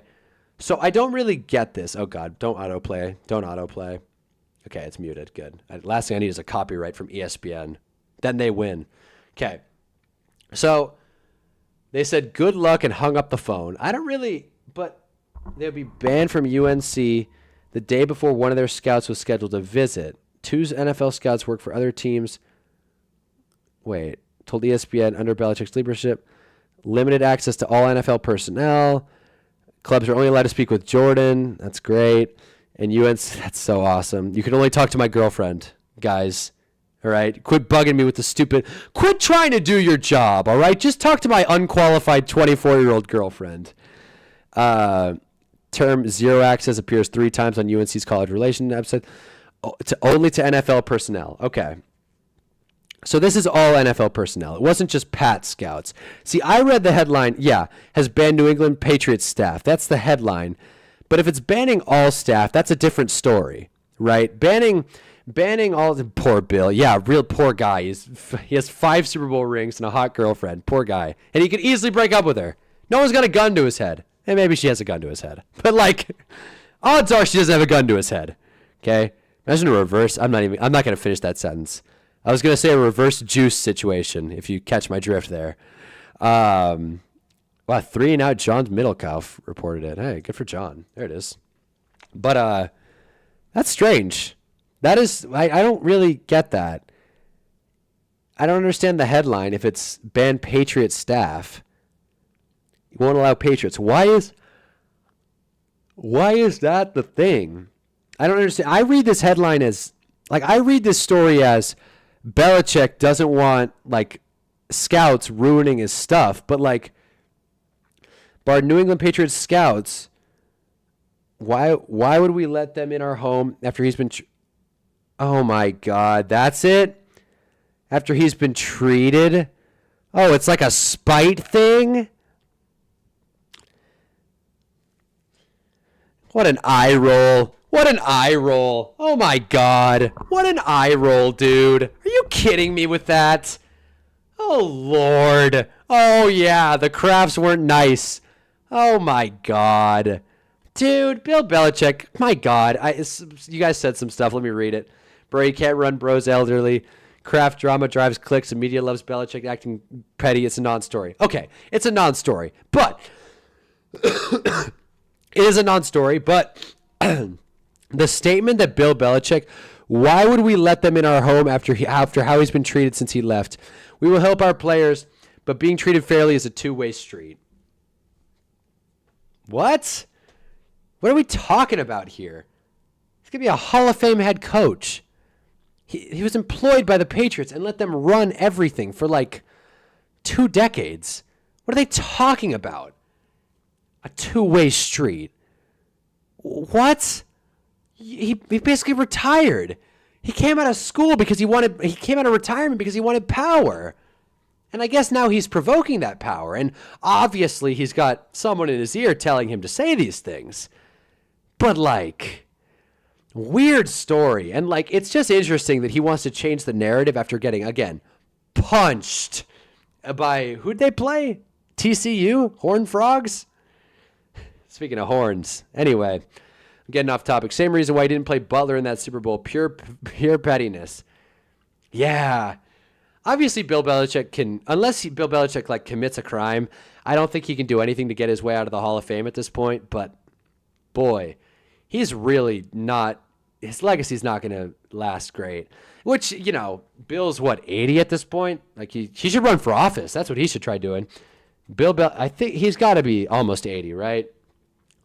I thought I spelled it perfect. 73. Okay, he's not almost 80. 73 is close, though. 73 is close. Bans Patriots, limits other NFL scouts from viewing UNC practices. There he is, throwing up the thumbs up. He's all happy there. Again, the headline is Patriots scouts, but whatever. Jordan Hudson didn't seem too thrilled to be with Bill Belichick's UNC debut. Dismantling. Let's see real quick. Don't autoplay a video. Don't autoplay a video. I don't need to hear this guy. Why can't I just go on a website? There she is. I will say, watching Jordan Hudson upset makes me happy. It makes my heart happy. I think Brady proved Bill needed him more than Bill. I agree. I totally agree. But at a certain point, coaching and winning is a two-way street, right? It's not all on Tom just because he won without Bill. Bruce Arians is also a really good coach. Tom had a lot of help, and I don't think Tom in Tampa Bay was I don't think that was the best he's ever played, right? Obviously, Tom Brady, best player ever, or greatest player ever. Yikes. Something about this whole situation reeks of insecurity. I don't know. Maybe I'm just speaking out of turn here. Jackson Dart by week 6. Okay, let's talk Giants. I will say this. I was going to get off stream an hour ago. I'm glad we're talking, though. I'm glad this is fun. But I just know my throat is killing me. But I'm having fun. Now you got me talking about the Giants. Jackson Dart, I am all the way in. If you guys haven't heard my Jackson Dart spiel, I've said it many streams. I'll say it really quick. I don't think there's by the way, you can see Lawrence Taylor in the background here. I think that's cool. Go Giants. The Jackson Dart thing is interesting because I have been on record. Let me turn my phone off sleep real quick. I'm a Russ guy. I'm a Russ guy, which hasn't been said many times. I'm a Russ guy. Okay. I like Russ. I think he's funny. I think he's a good leader. And did I mention he's funny? Right? So I like Russ.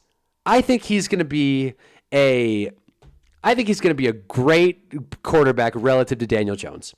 And I think if he's not, I wouldn't be mad if we went to Jameis. All that being said, I'm very confident in Jackson Dart's development. I think Jackson Dart is in a perfect developmental system. Where people said Caleb Williams had a really good setup last year, and he did.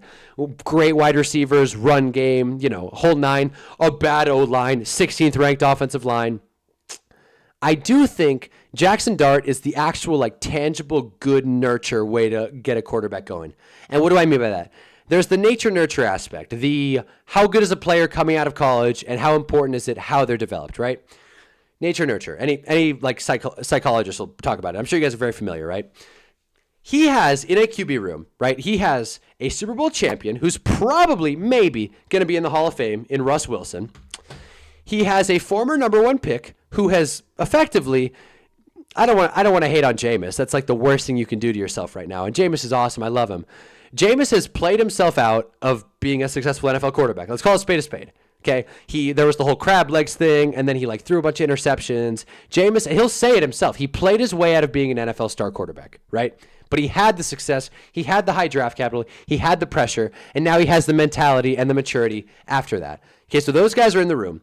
He also had Tommy DeVito, who knew the offense. Tommy DeVito is now gone. Patriots, congrats on that one, Lorenzo. Good guy. He had Tommy DeVito, knew the playbook, nice guy, and they all seem very motivated to develop Jackson Dart. They all seem very excited to boost this kid up. Jackson Dart is a month younger than me, so I can really appreciate some old fellas taking Jackson Dart under his wing. I wish that I could work in an office right now where I'd feel like my boss actually gave a damn about me. Speaking of which, I came from out of nowhere. Speaking of which, Tommy Cutlets all day. Speaking of which, let's talk about the coaches, right? You have Brian Daboll, who brought up Josh Allen, and I think that's enough. Brian Daboll is the QB whisperer, and that's how he squeezed so much out of Daniel Jones. He squeezed everything he could, and that's why I'm so confident Dan Jones isn't going to work. Because if it didn't work with Dabes, I don't think it's going to work with Steichen, okay? He also, and this is the thing no one talks about, because people say Brian Daboll's on the hot seat. Yeah. I don't think Brian Daboll's on the hot seat. I think him and Dart have such good chemistry. In fact, let me just pull this up. Brian Daboll, Jackson Dart, I love you, right? And this will come up. And I love you.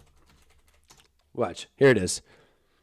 I was in the Giants locker room talking to Jackson Dart after the preseason game when Brian Daboll walked over. He shook Jackson Dart's hand, looked him straight in the eyes and said, I love you. No emotion, no hug, said it and walked away. Obviously, Dabes, wait, I'm young. Yeah, the mustache makes me look like I'm 30. I'm not young. I'm not.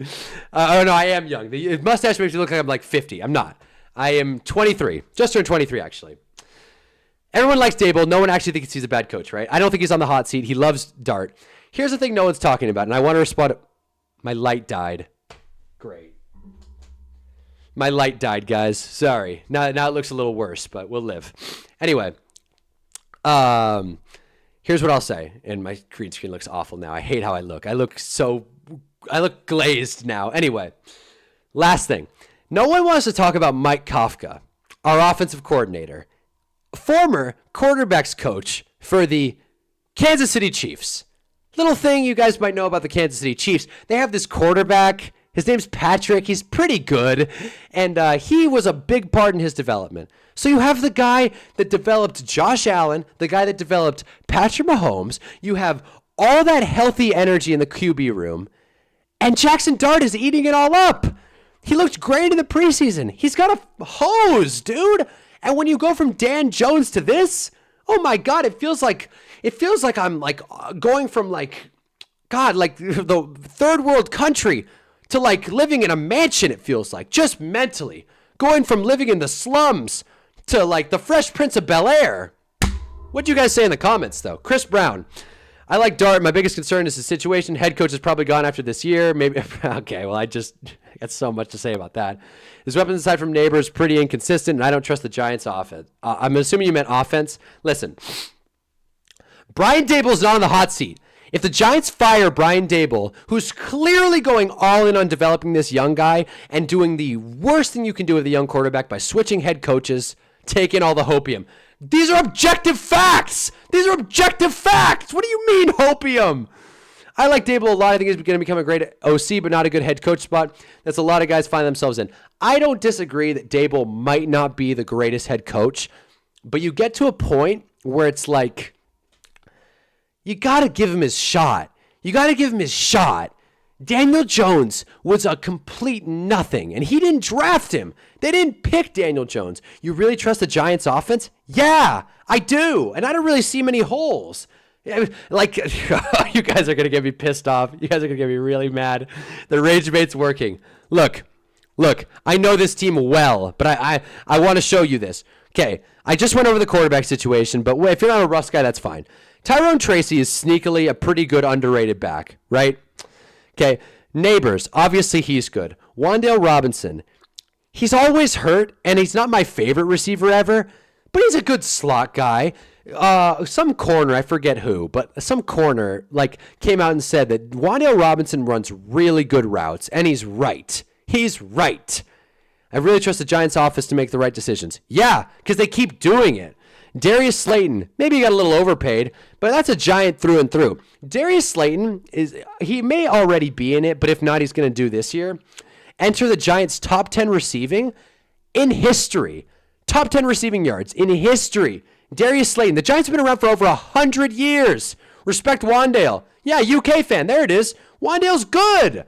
Darius Slayton. Okay, tight ends may not be a lot of name brand guys, but I think we can get some production out of one of these guys. Bellinger's a good blocker. Thomas Fidone is a just beast, freak of nature, 7th round draft pick. And Theo Johnson's Theo Johnson. His name's Theo Johnson, and that's all I can say about him.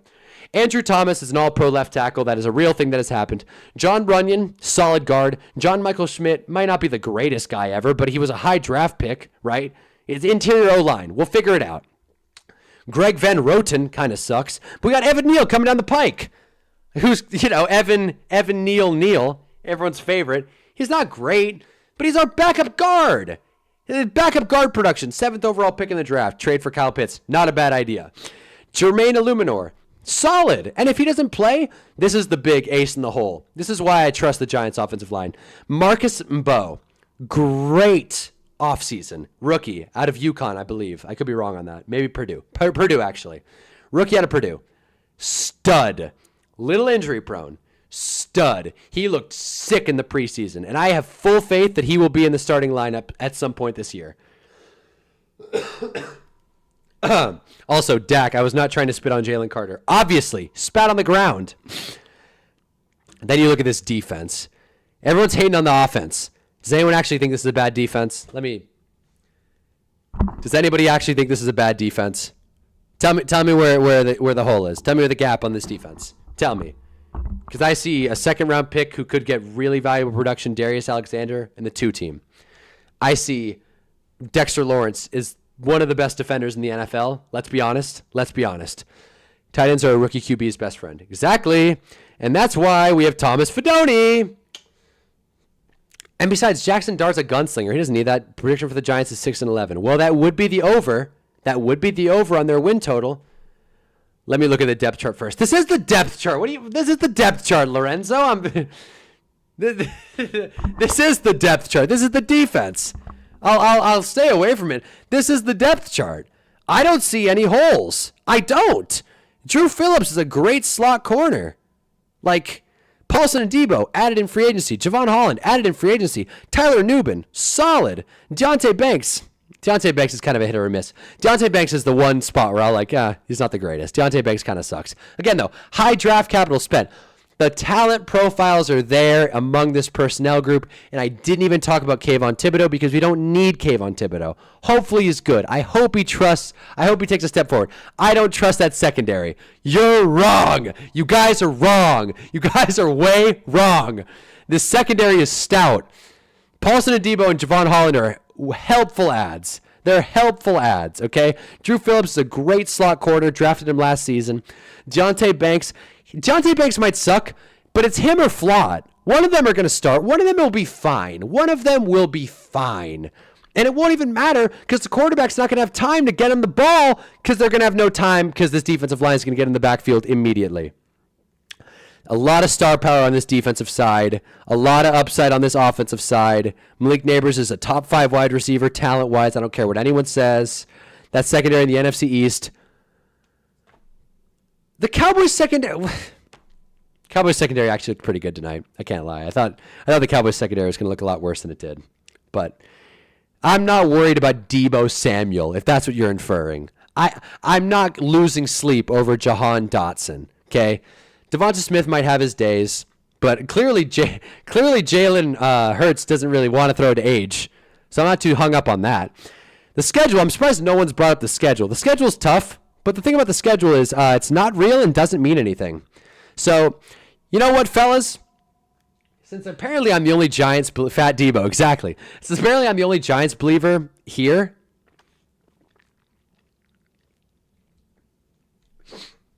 I will be streaming tomorrow during Chargers-Chiefs, but more importantly, I will be streaming after the first football Sunday. You talk good stuff for a young boy. Hey, thanks, pal. But I will say, I will be streaming after all the Sunday games. So I'm going to do what I did tonight, where I'm going to watch all the games, and then I'm going to stream afterwards and do like a recap. Come back here when the Giants beat the Commanders. Come back here when the Giants beat the Commanders in Washington and tell me about the thin secondary. Come back here and tell me about the weak offense and the questionable head coach. Come back here. All right? Pause. I'm sure I said something amongst that rant that sounded wrong. And really quick, why are these tickets $37? Can I go to this game? Can I go to this? Okay, no, it's just Cowboys standing room. That's why. Cowboys are selling standing room tickets for $30. I was wondering. I was like, can I go to this game for $30? If you're wrong, everyone here gets a shot. Deal, Lorenzo, and Saturday, and Chris Brown. Hell, I'll even shout out the fella who left, Ashton. I'll even shout out Ashton Callow. He wasn't even here for this. He's an Eagles fan. I'll make sure to shout him out. I'll shout out all y'all, man. I am so confident. Giants beat the Commanders. I will not bet on it. I'm trying to not sports bet this year, but I will say that much. I'm very, very confident in that game. So, you guys got me ranting. You guys got me hot. My throat. Commanders win 34-13. Yeah, Chris Brown. And then the earth explodes. I will stream. I promise. No matter what, if the Giants lose by 50, I will stream and I will be here to hear all the boo birds and all the chirping and everything. I'll hear it all. But I don't think you guys are going to be happy. When I'm right, when Hunnaball shows his football knowledge. Let me pull this up really quick because I'll close with this. Okay. Let's look at this. I don't know if this will work. Okay, this will work. I want to pull this up because this is me talking, by the way. This is me talking. Where is it? Here we go. This is me talking. I'm going to sound a lot better here than I do now. And I'm going to be a lot more articulate. So let me just finish with this. Be anything more. They need Trevor Lawrence. Let me turn my headset on. Spread is 5.5. Giants cover but lose the game. Honestly, Lorenzo, considering the heat I'm hearing, it wouldn't be the worst thing. I need that Giants W, but Wash is tough. Giants will be okay though. Upside. Thank you. All right. Well, I guess we're turning the tide here. All right. To be a good quarterback. Brother, you are smoking. No, I'm not, Chris. They need their running back. Hold on. Rich tight end. I explain myself much better here. He's learning young. I explain myself much better here. Really, listen to me talk here real quick. Am I getting through? This is getting through, right? Episode, we ordered extra spicy, but I really honestly wouldn't prefer it any other way. Hunter, you now have the opportunity, following the besmirching of our picks. Just listen to this rant, and then I might call it. My throat really, feels like it's about to rip through my esophagus. With your offseason darling pick. Go ahead and take it away, good sir. I have to. Hey, if life, I need the. My heart's never pounding, but this time I got to be right. This is my first offseason darling on this podcast, And boy, I want to pick the Giants. I want to, but it's just not going to fly. We all wanted you to. We all wanted you to. I did. Yeah, spicy your take. I thought about it. I was like, maybe the Patriots taken. I thought about it. Maybe the Raiders. They're fun. Why not? The Raiders. That's not a bad one. Maybe the Raiders. Deal, Chris. Maybe the you Falcons. got yourself a deal, buddy. And the team I ended up with going. The New York Football ripped Team. the shirt. I threw a shirt out. I'm so confident. He ripped the shirt. I'll tell you what. This is amazing. I'll tell you what. I'm picking the Giants, and I'm sick and tired of hearing about it. The Micah Parsons trade in general has really brought up some issues with me because everybody's saying, you know what? Maybe the Cowboys might be the 4th team in the NFC East this year. That was already going to happen. And I'll tell you why, okay? First of all, I think this is probably one of the best draft classes we saw this year. And no one wants to admit it. I see everywhere. Cam Scatterbu, great pick. Darius Alexander, great pick. Jackson Dart could be great. No one wants to put it all together and give the Giants some credit. Because what? A tough schedule? A tough schedule is what we're hanging our hat on. I'll tell you something about a tough schedule. It doesn't mean anything. The games haven't happened yet. We have the Commanders week 1, and I don't think we're going to lose. Okay? Everyone's saying, oh, well, Russ. What if Russ I am is Hulk bad? Hogan. Kevin asked me, is this a bit? Is this a bit? No, it's not a bit. I'm a believer. Not that. Okay? I'm not Hulk Hogan outside of the ring, just for the record. High. And people say, well, Brian Daboll's on the hot seat. What if he gets fired? Maybe he has to put in Dart to prove his job. Does anybody in here actually think Brian Daboll's a bad head coach? Does anybody in here actually think Mike Kafka doesn't know anything about offense? The same guy that brought up Patrick Mahomes, he's pretty good, I think. I think this draft class, stout. I think the improvements, especially on the defensive side. Seriously, the yeah, Giants Colts have a fans. sneaky good defense. Yeah, Colts fans How do about exist. good? Yeah, they do. How about It's weird. just good? I don't see a single hole on the team. It's a little thin at corner, but to be honest with you, I don't think there's that many issues. Maybe Russ isn't who he used to be. But let me tell you something. I have told Jimmy this before. Daniel Jones will do something to a man. NFC beast. Daniel Jones is a destroyer of hearts. He kills you inside. He makes football less fun.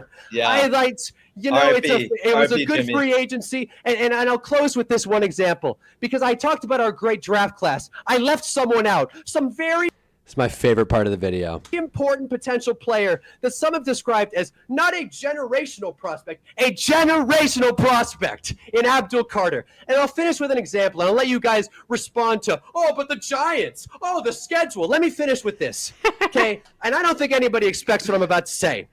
My Hinge profile has been bone dry for the past, year and a half or so. It's true. Okay? I'm not getting a ton of matches. But I went in and I really did some digging. I did some SEO research, changed a couple pictures around. And you know what? I got a couple of likes. Things changed. Just by one picture change. And everything's getting better. What if Abdul Carter is the singular Hinge picture? What if that's the difference? So I don't care that the Commanders made the NFC Championship game with a retirement home team. I don't care that the Cowboys have an explosive offense. And you know what? I'll say it. The Eagles can win as many Super Bowls as they want. There's ever a team more primed for a Super Bowl hangover, it's this Philadelphia Eagles team. So far, I'm 1 for 1, by the way. So, do I think the Giants are going to make the playoffs? Yeah, they're my offseason darling team. I'd love. Yeah. And I agree, Lorenzo. Make football fun again. And take the ads off Red Zone while you're at it. Yeah, I completely agree. You know how funny this is going to be when the Giants suck, right? Look, if the Giants suck, then, yeah, I'm going to look like an idiot across many platforms. Many people are going to be able to make fun of me. But you know what? I actually think Indy wins. I don't trust two on the road. So actually, funny enough, I talked about that on this podcast. They were like, what matchup are you looking forward to most? I'm looking forward to Colts-Dolphins. Because I'm calling that the who's going to get fired bowl.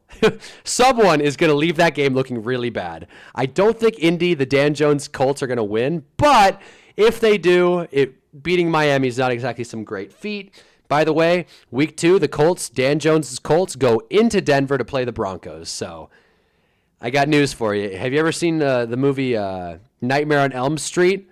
Yeah, may as well, Colts, Broncos. Same thing. Just one horse beating the hell out of the other. Genuinely. Ugh. Well, this has been fun. This has been really fun. I appreciate you guys getting active in the chat, letting me know what's good, letting me disagreeing, agreeing. I appreciate it. You guys are sick. But speaking of being sick, I am also feeling awful. So let me just freeze frame where I rip the shirt. That way I look cool. the Patriots. That's not one. Where is Doing it? There it is. There, there it is. Colts v Broncos trap game. Maybe. It's Giants beat Skins. Okay, well, you keep forcing me to say Skins, bro. Giants beat Commanders because you ready for this? A better pass rush, a better wide receiver one, a steadier run game. I'll say it, an offensive line that wasn't just thrown together last week, and a not fat wide receiver too. And above all, I'm very confident that Brian Dable is a better head coach than Ron Rivera, than Dan Quinn, than DQ. Canceled. There it is. I said skins. I said skins, potato skins. But look, pal, that's why. All of those reasons. I think, and on top of everything, straight vibes, sheer vibes. The Commanders are due for some regression. This is a team that went way further than they needed to last year. They just kind of fell ass backwards into a playoff spot and then fell ass backwards in the NFC Championship game.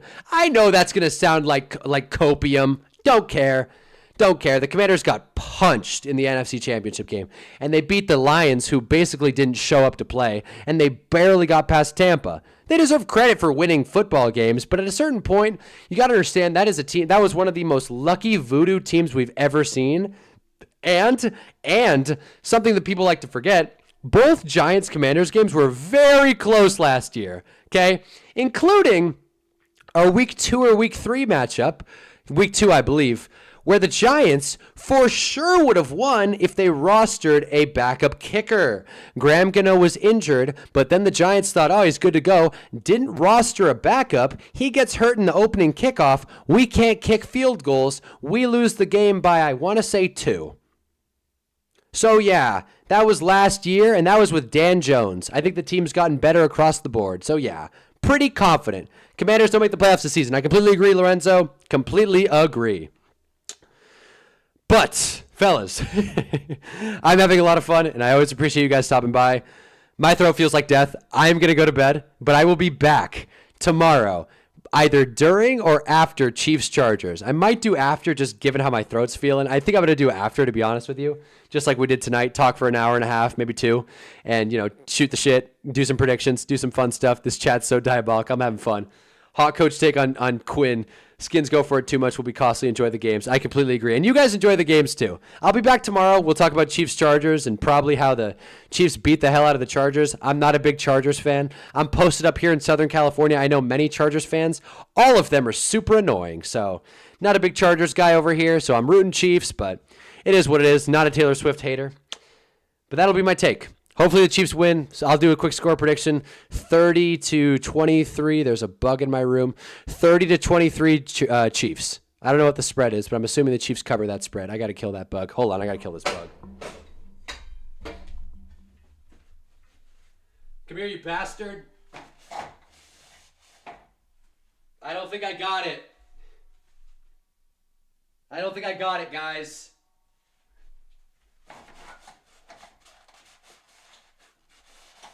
Well, that's great. Well, the bug lives to fight another day. The bug fights to live another day. But feel better. I appreciate that Saturday. Like I said, 30-24 Chiefs. I'll be back after the game tomorrow. And I will be back, if you can't make it tomorrow, I will be back after Sunday for sure, no matter what, to talk about everything that happened, especially whether or not the Giants won. But until then, fellas, you guys have a good rest of your night. Get some sleep. Big Friday tomorrow. Football's back! Oh my God! I'm excited. Hope you're excited too. Hunnaball is out. You guys have a sick night though. See ya.